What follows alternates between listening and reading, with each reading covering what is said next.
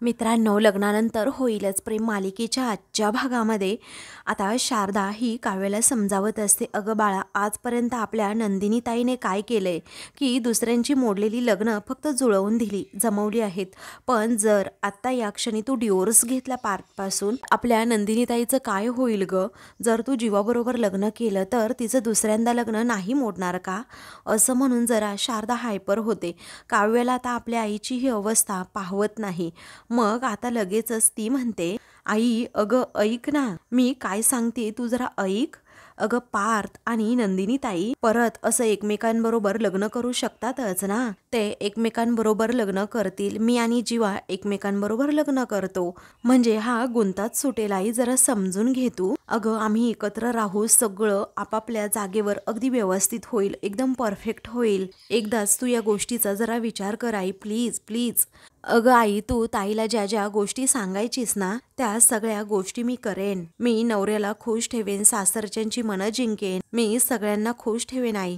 स्वतःला पूर्णपणे बदले नाही, त्यामुळे प्लीज प्लीज एकदा विचार कर ना. अगं सगळ्यांची मनं मी जिंकून घेईल आणि सर्वजण म्हणतील, अरे काव्या एवढी कशी बदलली? अगं आई, सर्वजण म्हणतील की ही तीच काव्य आहे ना, विश्वास बसणार नाही लोकांचा. मी खरंच सगळ्यांबरोबर अगदी नीट वागेन आणि सगळं काही नीट करेन आई, विश्वास ठेव माझ्यावर. तेव्हा आता शारदा या गोष्टीचा खूप विचार करते आणि काव्याला म्हणते, बाळा, हे सगळं होण्यासाठी पण तुला 3 माणसांचं मन सुद्धा वळवावं लागेल, त्याचं काय? आणि बाळा, हे सगळं कसं होईल ना, याच गोष्टीचं सर्वात जास्त मला टेन्शन येतंय.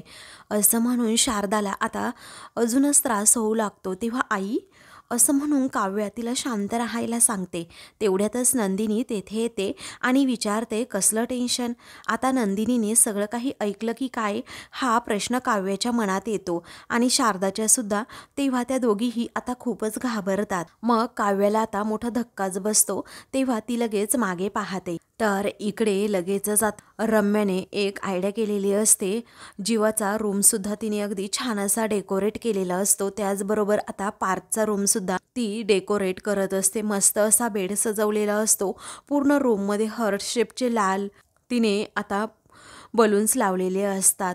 रूमचा तिने अगदी कायापालट करून टाकलेला असतो. तेव्हा मंजू आता सारखीच फुगे फोडत असते. त्यावेळी लगेचच आता रम्या म्हणते की, अगं काय चाललंय मावशी तुझं? हे चाललंय काय तुझं? सारखी आपली फुगे फोडत बसली तू. मग आता अगोदर माझ्याकडून तू जीवाची रूम छान प्रकारे डेकोरेट करून घेतली आणि आता सगळा जोर लावती तरी मला नाही जमत. पण ते जाऊ दे हा रम्या, आपण रूम मात्र अगदी छान सजवली आहे. हा, तुला माहिती आहे का, माझ्या लग्नानंतर सुद्धा अगदी सेम अशीच रूम डेकोरेट केली होती. अगदी सगळीकडे गुलाबच गुलाब होते. असं म्हणून ती अगदी रोमॅन्टिकच होऊ लागते आणि तिच्या लग्नाची स्वप्न रंगवू लागते. तेव्हा लगेचच आता रम्या म्हणते, झालं का मावशी तुझं? आता पार्कच्या रूममध्ये आपण तुझ्या लग्नाचे गायला आलो आहोत का? तेव्हा आता मंजू म्हणते, अगं आपण ज्यांच्यासाठी हे सजवलंय ते जोडपं जर इथे आलं तर सगळं बघून काय म्हणतील तुला माहिती आहे ना? त्याच वेळी लगेचच रम्या म्हणते, राग, संताप, चिडचिड, राडे घालतील सगळेजण. मग त्यानंतर तुझा अजूनही काही प्लॅन होता ना, असं मंजू विचारते. तेव्हा रम्या म्हणते, हो होता ना, म्हणजे आता ते थोड्या वेळात घरी येतीलच आणि हॉलमध्ये सगळ्या चर्चा होतील, त्यांच्या घरी काय झालं काय नाही, या बोरिंग चर्चा तर होतच राहतील. मग तेव्हा तू काय सांगायचं माहिती आहे का त्यांना, काव्या आणि नंदिनी, तुम्ही दोघींनीही आपापल्या नवऱ्यांच्या रूममध्ये जाऊन झोपायचंय. मग तेथे येणार मस्त असा ट्विस्ट, कारण दोघांच्या जोड्यांची अदलाबदल झाली ना, तशी आता रूमची सुद्धा अदलाबदल. असं म्हणून रम्या खूपच खुश होते. दोघीही आता एकमेकींच्या हातावर टाळ्या देतात. मग आता त्यानंतर मंजूला रम्या जे काही कोड्यात बोलत असते ना, ते समजत नाही. त्यावेळी आता रम्या म्हणते, अगं तुला समजेल अशा भाषेत समजावते मावशी मी, इकडे ये जरा. मग आता ती 2 आता तिला बोर्ड दाखवते. त्यामध्ये आता एक बोर्ड असतो जीवा आणि नंदिनीचा, त्याचबरोबर त्या दोघांचे फोटो सुद्धा असतात. तर रम्या आता दुसरा बोर्ड दाखवते, त्यावर आता पार्थ आणि काव्याचं नाव असतं आणि त्या दोघांचे फोटोज असतात. तेव्हा आता लगेचच या रूमच्या बाहेर आणि त्याचबरोबर नंदिनीचा बोर्ड लावायचा असल्याचं आता ती मंजूला सांगते. तेव्हा जीवा आणि नंदिनीचा बोर्ड इथे पार्कच्या रूम बाहेर का लावायचा असं लगेचच आता मंजू विचारते. तेव्हा रम्या म्हणते, हा बोर्ड पाहून ना नंदिनी या रूम मध्ये येईल, पण ही रूम कुणाची आहे? तर मंजू म्हणते पार्कची आहे. तेव्हा रम्या म्हणते एक्झॅक्टली, एकदा का नंदिनी या रूम मध्ये आली तर आपण हळूच जायचं आणि जीवा व नंदिनीचा बोर्ड आता खाली उतरवायचा आणि पार्थ व काव्याचा बोर्ड लावायचा. त्यावेळी आता मंजू खूपच खुश होते आणि उड्या मारू लागते. म्हणते की अरे वा, म्हणजे पार्थ, काव्या आणि नंदिनी एकाच रूममध्ये. तेव्हा एक्झॅक्टली माझा हाच प्लॅन असल्याचं आता रम्या म्हणते. मग पुढे आता ती म्हणते ते पण या सजवलेल्या बेडरूममध्ये, आणि या सगळ्याचा खूपच त्रास होईल त्या सगळ्यांना. तेव्हा काय प्लॅन बनवलाय रम्या, कमालच, असं म्हणून मंजू खूपच खुश होते. तेव्हा रम्या म्हणते आता एक काम कर ना ग मावशी, तू बाहेर जा आणि ते लोक कुठपर्यंत आले आहेत ना याची माहिती काढ जरा. तेव्हा मंजू आलीच हा असं म्हणून बाहेर जाते. तेव्हा रम्या आता खूप खुश होते आणि म्हणते फक्त काहीच दिवस रम्या, मग ही रूम फक्त आणि फक्त तुझीच होणार आणि पार्थ सुद्धा तुझाच होणार, अशी ती स्वप्न आता लगेच रंगवू लागते. इकडे नंदिनी आता आतमध्ये येते आणि शारदाकडे पाहत तिला विचारते कसलं टेन्शन. मग आता काव्या आणि शारदा या दोघीही तिच्याकडे पाहत नाहीत. मग त्याच वेळी आता आईला टेन्शन येईल अशा कोणत्या विषयावर तुम्ही बोलत होतात असं नंदिनी म्हणते. त्याच वेळी आता शारदा म्हणते काही नाही ग बाळा, मग आता आई तू कोणतंही टेन्शन घ्यायचं नाहीयेस, आता इथून पुढे तू फक्त आणि फक्त स्वतःची काळजी घ्यायची असं नंदिनी स्पष्टपणे म्हणते. तेव्हा लगेचच आता काव्याला ती विचारते तू तर काही लपवत नाहीयेस ना माझ्यापासनं? तेव्हा काव्य म्हणते मी काय लपवणार आहे तुझ्यापासनं, काहीही लपवत नाही असं म्हणून ती रडते आणि आपले अश्रू पुसत असते. आणि उलट मी सॉरी म्हणत होते आईला, मला तर असं वाटतंय माझ्या हट्टीपणामुळेच तिने असं प्रेशर घेतलं असणार आणि तिला असा अटॅक आला असणार. आणि ताई असं म्हणून आता काव्या खरं खरं काय ते सांगणार असते. त्याच वेळी आता शारदा लगेचच काव्याला म्हणते की नाही काव्या नाही हा, असं म्हणून ती उठण्याच्या प्रयत्नात असते. तर काव्या अजूनच घाबरते. तेव्हा आई अगं अशी उठू नकोस ना, काय झालं काय? अगं जरा सावकाश ना, असं म्हणून नंदिनी तिला उठू नको असं म्हणते. अगं तुला सांगितलं ना, तू फक्त आराम कर, काही हवंय का तुला असं म्हणतच नंदिनी काळजी करत असते. आणि असं काहीतरी आहे जे तुम्ही मला अजिबात सांगत नाही आहात, काहीतरी लपवत आहात असा नंदिनीला डाऊट येतो. असं नक्कीच तुम्हा दोघींमध्ये काहीतरी बोलणं झालंय. आता तू काहीतरी वेड्यासारखं तर नाही बोललीस ना आईला, असं म्हणून आता नंदिनी लगेचच काव्याला जाब विचारते. तेव्हा आता काव्या अगं मी काय विचारतीये, बोल ना पटकन असं नंदिनी पुन्हा म्हणते. तेव्हा काव्या जोरातच ओरडते ताई मी आईला सांगितले मला घटस्फोट घ्यायचा आहे आणि माझं, असं म्हणून ती आता थांबते आणि जीवावर प्रेम आहे असं काही पटकन बोलत नाही, कारण उगीच आईला अजून त्रास होईल आणि ताईला सुद्धा. पुढे आता नंदिनी विचारते आणि तुझं काय, बोल ना आता. तेवढ्यातच आता तेथे धनंजय त्याचबरोबर पार्थ आणि जीवा हे तिघेही येतात. तेव्हा आई तुम्हाला बरं वाटतंय ना असं आता पार्थ विचारतो. तेव्हा शारदा आता उठायला जाते. मग त्याच वेळी आता पार्थ म्हणतो तुम्ही उठू नका हा, शांत राहा आणि आराम करा. त्याचवेळी माझ्यामुळे ना सगळी गडबडच होऊन बसली असं शारदा म्हणते. त्यावेळी पार्थ म्हणतो नाही हो आई, असं नाही झालं काही, त्यामुळे एवढा विचार तुम्ही करू नका, रिलॅक्स राहा. त्यावेळी धनंजय म्हणतो शारदा अगं मला काय वाटतं, आता तुला जरा बरं वाटतंय ना तर या सर्वांनी घरी गेलेलंच बरं, हो की नाही? त्याचवेळी आता सर्वजण म्हणतात की नाही नाही आम्ही इथेच थांबतो, चौघेही म्हणत असतात आम्ही इथेच थांबतो म्हणून. मग आता धनंजय म्हणतो नाही काही, मी आणि आरुषी आहोत ना इथे. तेव्हा आता जीवा म्हणतो मग या दोघींना इथे थांबू द्यात. त्यावेळी पार्थ म्हणतो हो, या दोघींना जोपर्यंत तुम्हाला बरं वाटत नाही ना तोपर्यंत इथेच थांबू द्यात. आता धनंजय म्हणतो नाही गरज त्याची काही. तर आता नंदिनीसुद्धा म्हणते की बाबा जोपर्यंत आईला बरं वाटत नाही ना तोपर्यंत आम्ही इथेच थांबणार हा दोघीजणी. तेव्हा काव्य म्हणते हो बाबा प्लीज प्लीज आम्हाला थांबू देत नाही इथे प्लीज. मग आता धनंजय म्हणतो नाही, आरुषी आणि मी इथे आहोत ना, काही लागलं तर लगेच तुम्हाला कॉल करतो आणि हवं असेल ना तुम्ही उद्या सकाळी पुन्हा या, असं लगेचच आता धनंजय म्हणतो. त्यामुळे आता सर्वांचाच नाईलाज होतो. बाबा फोर्स करतायत घरी जाण्यासाठी हे पाहून नंदिनी काव्या एकमेकींकडे पाहतात. त्यानंतर लगेचच धनंजय म्हणतो पार्थ जीवा एक काम करा बाळांनो, तुम्ही या दोघींनाही घरी घेऊन जा आता. तेव्हा आता पार्थ म्हणतो ठीक आहे, तुम्ही यांची काळजी घ्या, तोपर्यंत आम्ही उद्या येतो. तेव्हा ठीक आहे असं धनंजय म्हणतो. त्यानंतर आता कसेबसे सर्वजण जायला निघतात. तेव्हा काळजी घे, कसलाही विचार करू नको असं नंदिनी शारदाला म्हणते.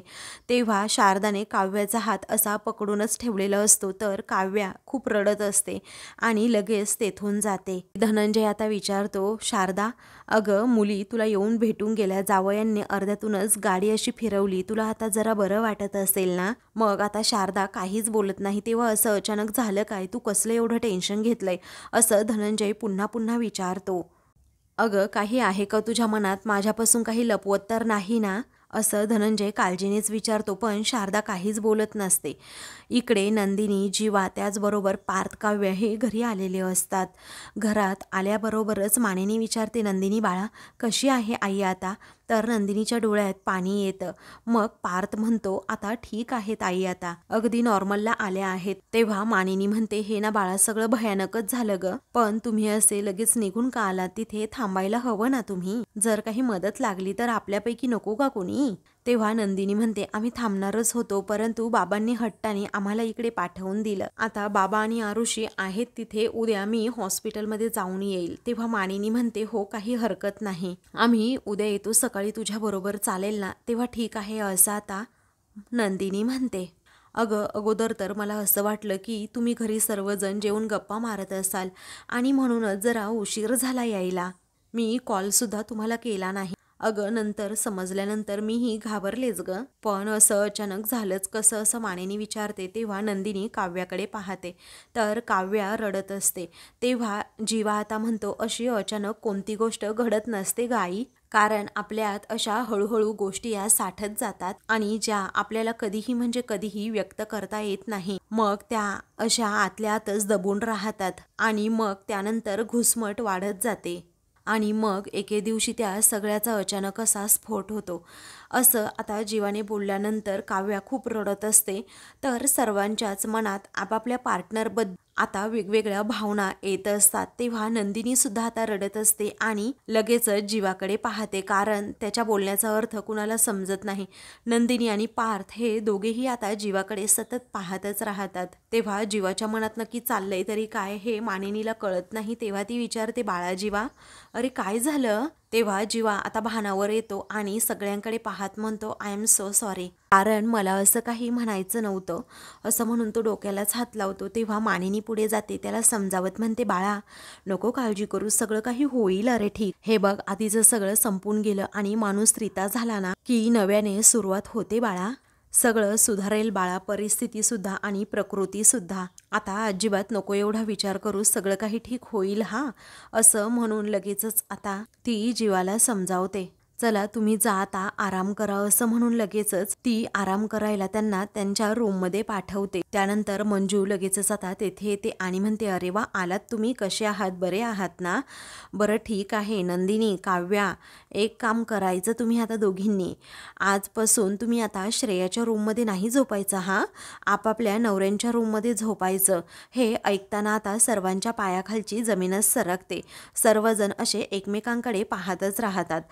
सर्वांच्या डोक्यात मुंग्याच येतात, कारण आता हे असं काही घडणार आहे पुढे कल्पनाच त्यांना नसते. अचानक मंजूने असं काहीतरी सांगितल्यामुळे काव्या ही जीवाकडे पाहतच राहते, तर नंदिनी पार्थ हे एकमेकांकडे पाहत असतात. त्यानंतर आता मानिनीला जरा अवघडल्यासारखं होतं. ती म्हणते, मंजूताई जरा शांत राहा हो. मग आता त्याच वेळी नंदिनी, अगं अशी उभी का आहे, जा बरं तू जा असं म्हणून ती लगेच नंदिनीला तेथून पाठवून देते. तेव्हा आता लगेचच नंदिनी तिथून गेल्यानंतर मंजू ही काव्याचा हात पकडते आणि जा ना बाळा आपल्या नवऱ्याच्या खोलीमध्ये जा असं म्हणते. तेव्हा काव्या तिचा हात जोरातच ओढते आणि तिला बाजूला अशी ढकलूनच देते. आता तिला जरा एका क्षणी धक्काच बसतो. त्यानंतर नंदिनी आता लगेचच आपले अश्रू पुसत रूमकडे जायला निघते. तिला कळत नाही अगोदर कोणती रूम आहे ते. त्यानंतर ती आता एक बोर्ड पाहते, त्यावर जीवा आणि नंदिनी असं नाव असतं. तेव्हा ती त्या बोर्डकडे पाहतच राहते, कारण त्यावर जीवा नंदिनी असं नाव लिहिलेलं असतं. तिला जरा वेगळाच डाऊट येतो. ती म्हणते, ही तर रूम जीवाची नाहीये, पण जीवा आणि माझं नाव दारावर लिहिलंय म्हटल्यानंतर कदाचित आईंनी रूम चेंज केल्या असतील असा नंदिनीचा आता गैरसमज होतो. तेव्हा ती लगेचच आता त्या रूमकडे जाते आणि त्या बोर्डकडे पाहतच राहते. आता आपले अश्रू पुसत पुसत ती एकदम इमोशनल होते आणि रूममध्ये जाते तर पूर्णपणे रूम ती सजवलेली असते. तेव्हा तिला ती रूम सजवलेली पाहून अगदी ते लाल कलरचे असे बलून्स लावलेले पाहून मोठा धक्काच बसतो. तेव्हा ती रूममध्ये आल्याबरोबरच तिला हे काहीसं आवडत नाही. तेव्हा ती म्हणते, हे काय आहे सगळं? तिकडे आईला अटॅक आला आहे आणि मला तर असं वाटतंय हे सगळं मंजू आत्या आणि रम्यानेच केलं असेल, त्यांच्याशिवाय दुसरं कुणी करणार नाही इथे असं. म्हणून ती खूप रडत असते आणि मला असं वाटतंय कदाचित त्यांना माहीत सुद्धा नसेल माझ्या आईची काय अवस्था झाली आहे. तर आता नंदिनी रडत रडत तेथे बेडवर बसते. त्याच वेळी आता रम्या आणि मंजू या दोघीही तेथे येतात. अगदी दबक्या पावलांनीच हळूच तेथे आल्यानंतर त्या लगेच तो बोर्ड बदलतात आणि तेथे पार्थ काव्याचा बोर्ड लावतात. ती ॲक्च्युली पार्थचीच रूम असते. तर आता लगेच बोर्ड अदलीबदली करून एकमेकींकडे पाहत हसत त्या तेथून जातात आणि हळूच रूमचं दार बंद करतात. काही वेळानंतर आता पार्थ हा तेथे येतो आणि बाहेरच तो तेथे बोर्डवर त्याचं आणि काव्याचं नाव पाहतो आणि त्याला आता राग आलेला असतो. तो रूमचं दार उघडून जेव्हा आतमध्ये येतो तेव्हा जरा चिडलेला असतो. हे आता नंदिनीला समजतं. तिला वाटतं की जीवाचा आला म्हणून ती आता पटकन उठते आणि म्हणते, जीवा हे सगळं काय आहे? मग तिच्यासमोर पार्थ उभा असतो. ते पाहून तर आता तिला खूप मोठा धक्काच बसतो. तेव्हा आता नंदिनी आता आपली नजर लगेच चोरते आणि म्हणते, I am really very sorry हा, मला वाटलं की जीवा चाले आहेत. त्यानंतर आता जीवाची वाट बघताय का असं लगेचच पार्थ विचारतो आणि मी जातो असं म्हणून तो जायला निघतो. त्याचवेळी आता नंदिनी म्हणते, नाही नाही सॉरी हां, तुम्ही इथे थांबा, मी जाते. आता ती जेव्हा जायला निघते ना तेव्हा तो नंदिनीला म्हणतो की थांबा जरा नंदिनी. मग नंदिनी आता पार्थकडे मागे वळून पाहते. त्या दोघांची नजर एकमेकांवरून हटत नसते. तेव्हा त्याचे डोळे आता पाणवलेले असतात. मग तो विचारतो, तुम्हालाही त्रास होत असेल ना, जसा मला होतोय ना अगदी तसाच. तेव्हा नंदिनी काहीच बोलत नाही, एकदम गप्प होते. मग आता पार्थ विचारतो, म्हणजे ज्या मुलाबरोबर लग्न करायचं, संसार करायचा स्वप्न बघितलं, त्या मुलाबरोबर स्वतःच्या सख्या बहिणीला बघताना तुम्हालाही त्रास होतच असेल ना, जसा मला होतोय तसा. तेव्हा नंदिनी आता त्याच्या बोलण्याचा विचारच करत राहते आणि पार्थकडे पाहत असते. तिचेही डोळे पाणवलेले असतात. तेव्हा आता तो विचारतो, कसं निभवता तुम्ही हे सगळं, मलाही सांगा जरा, कसं निभवायचं हे सगळं आता? कारण माझी जशी घुसमट होते, मला जसा त्रास होतो तसा त्रास तुम्हालाही होतच असेल ना आता, आणि तुम्हालाही राग येतच असेल ना नशिबाचा, त्याचबरोबर आईबाबांचा, माझा, काव्याचा. तरीही एवढ्या शांत तुम्ही कशा, असं आता तो प्रश्न नंदिनीला करतो. तर नंदिनी रडू लागते. तेव्हा आता तो तिच्याकडे पाहतो. तर आता तो म्हणतो की त्या गावाकडच्या लोकांमुळे आपली सर्व आयुष्य विस्कटली आहेत. ती आता आयुष्य सावरताना तुम्हालाही त्रास होत असेलच ना.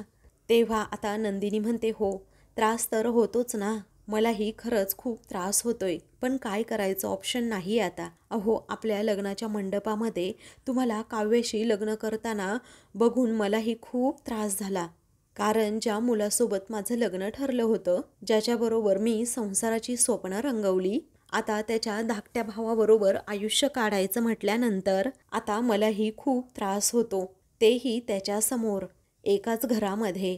मला तर असं वाटतं ना कधी कधी मी जळत्या निखाऱ्यांवरून चालतीये. तेव्हा आता पार्थला सुद्धा नंदिनीबद्दल खूप वाईट वाटत असतं. तो रडतच आता विचारतो की तरीही तुम्ही इतक्या शांत कशा? तेव्हा नंदिनी आता आपले अश्रू पुसते आणि विचारते, मग काय करू? अहो मला माहीत आहे, चिडून आणि भांडून रडून आता परिस्थिती अजिबातच बदलणार नाही आहे. तेव्हा नंदिनीचं बोलणं आता पार्थ ऐकू लागतो. त्यानंतर आता ती रडतच सांगत असते, ज्याची सुरेख वेणी झाली असती त्यात अजून 2 धागे आणखी आले आहेत आणि सगळा काही गुंताच होऊन बसलाय. अशी खेचाखेची जर केली ना तर गाठी सुटण्याऐवजी आणखी गुंता वाढत जाईल पार्थ. मग काय करायचं आता तुम्हीच सांगा. आणि मग कापण्या वाचून दुसरा कोणताही पर्याय तर उरणारच नाही, असं पार्थला आपापल्या परीने ती समजावू लागते. पण आता तो पर्यायच मला नको आहे असं नंदिनी पार्थला स्पष्टपणे सांगते. तेव्हा पार्थला आता खूपच वाईट वाटतं आणि मग तो तिच्याकडे पाहत सुद्धा नाही. त्याच्या डोळ्यात फक्त पाणी असतं. आता पार्थच्या जवळून जाताना तिलाही खूप वाईट वाटत असतं. तिच्याही मनात आता खूपच वेगवेगळे तर्कवितर्क येत असतात, परंतु आता दोघांचाही नाईलाज असतो. तर आता मित्रांनो, पुढील भागामध्ये पार्थ जरा चिडलेला असतो म्हणून नंदिनी ही त्याला समजावत असते की पार्थ ऐका ना. तेवढ्यातच काव्या आता तेथे येते आणि नंदिनीकडे पाहतच राहते. तेवढ्यातच मंजू आणि रम्या आग लावण्यासाठी लगेच तेथे येतात आणि काव्यासमोरच नंदिनीला म्हणू लागतात, अगं नंदिनी, तू इथे काय करतीये? अगं ही तर पार्थची रूम आहे. तेव्हा नंदिनीला मोठा धक्काच बसतो. तर आता ही जीवाची रूम नाहीये असं रम्या पुन्हा टोमणे मारून म्हणते. तेव्हा काव्याला अजूनच राग येतो आणि मग ती रम्याकडे रागातच पाहते. मग त्याच वेळी लगेचच आता नंदिनी म्हणते, मी जेव्हा रूममध्ये आले ना तेव्हा दारावर जीवानंदिनी असं नाव लिहिलं होतं. तेव्हा लगेचच आता रम्या नंदिनीचा हात पकडून तिला बाहेर दाखवते की इथे स्पष्टपणे पार्थ काव्य नाव लिहिलंय. तर आता दुसरीकडे नंदिनी जीवाच्या रूममध्ये जाते. तेथे गेल्यानंतर जीवा आलेला असतो. तेव्हा तो आता खूपच भडकतो आणि हे सगळं काय आहे, सगळं काय लावलंय असं म्हणून तो ते सर्व बलून्स आता फोडून टाकतो आणि लगेचच रागात त्या सगळ्या रूमकडे पाहतो. तेव्हा नंदिनी घाबरतेच. अशाच मालिकेंचे पुढील भाग पाहण्यासाठी चॅनलला सबस्क्राईब करा.